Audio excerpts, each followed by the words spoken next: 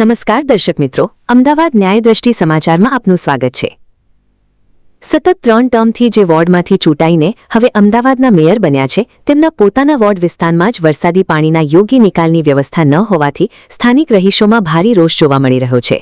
સ્થાનિકોનો આક્ષેપ છે કે સતત 3 ટર્મથી ચૂંટાઈ આવવા છતાં આજ દિન સુધી વરસાદી પાણી ભરાવાની સમસ્યાનો કાયમી ઉકેલ લાવવામાં આવ્યો નથી। વિકાસના મોટા મોટા દાવા કરવામાં આવે છે, પરંતુ વાસ્તવિક સ્થિતિ કંઈક અલગ જ જોવા મળી રહી છે।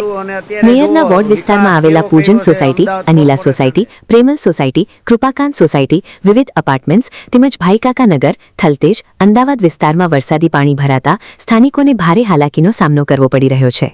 સ્થાનિક રહીશોએ તંત્ર સમક્ષ માંગ કરી છે કે વરસાદી પાણીના નિકાલ માટે તાત્કાલિક અને કાયમી ધોરણે યોગ્ય કામગીરી કરવામાં આવે, જેથી દર વર્ષે સર્જાતી આ સમસ્યામાંથી તેમને રાહત મળી શકે। રિપોર્ટર શરીફ ખાનચી, અમદાવાદ। ઘરમાં છોકરો છે, રોધીએ શું, રહીએ શું, લાઈટો જતી રહેશે।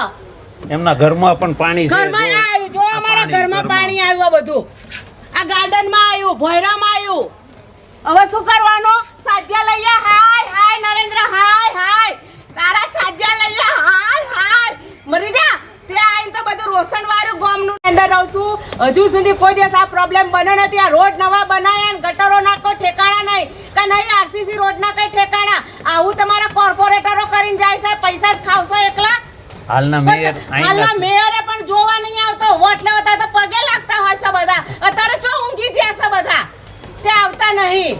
અને ભાજપની હમણી હગી પરણાવા એવા છે બધા, લેવ ખવડાન મંત્રી જેલા બધા, ઓછા નહીં।